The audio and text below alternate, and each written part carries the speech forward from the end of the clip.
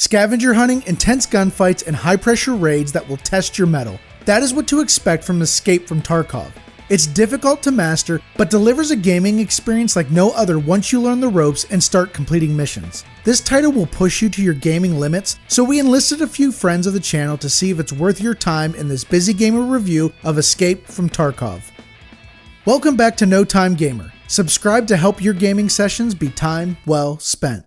Escape from Tarkov is not an easy game to play. Let's get that straight. If you download this game to look for a casual gaming experience and plan on playing a few hours a week, you'll probably think that you wasted your money. But not because it's a bad game. Tarkov is what you get when you combine the simulation and looting aspects of DayZ, the boss fights of Destiny, and the challenge to outsmart other real players found in most BRs. When you start, you'll enter the map as either a scav or a PMC.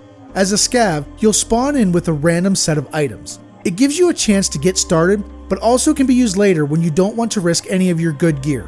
Alternatively, starting as a PMC allows you to create your loadout with gear 1 in previous raids.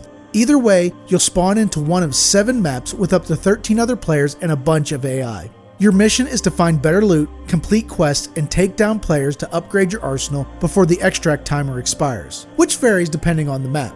If you survive, you get to keep all the loot you found. If you die, you lose everything and leave a nice care package of supplies for whoever killed you. Combat in Escape from Tarkov is unlike any other shooter. Focusing on your energy levels, AI scavs, and other players is a lot to handle all at once. You won't master Tarkov's combat until you've died many times and figure out the best way to engage in gunfights and navigate the map. In games like Call of Duty, you pick up a gun, aim, and fire. In Tarkov, you have to be concerned about bullet velocity, bullet drop, distance, armor penetration, flesh damage, and more. If you get shot in the leg, your leg can break and you'll no longer be able to run until you heal all your wounds. You'll also have to be sure to have food and drinks on you so that you don't starve mid-raid.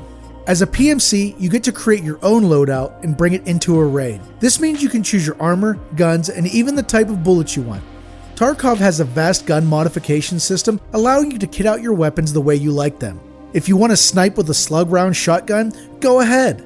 This system makes all the encounters with enemies unique and unpredictable because you never know what kind of weaponry the enemy will be carrying.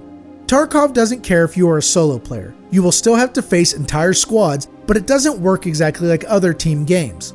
Both playing in a group and alone are viable options and have strengths and weaknesses. There are no indicators of who is in your squad or who is playing together. Voice communication is the only way to know for sure, so friendly fire is very common when there is confusion. This uncertainty gives solo players a chance to deal serious damage if they have good map knowledge. Knowing the map layouts and when to rotate around the map at specific times is a big key to winning fights and getting the drop on enemies. Once you make it out, you'll need to store anything you wish to hold in your stash. This brings us to another dilemma that might scare away the busy gamer. You'll find that you don't have a lot of room to store things until you upgrade your stash to add more space.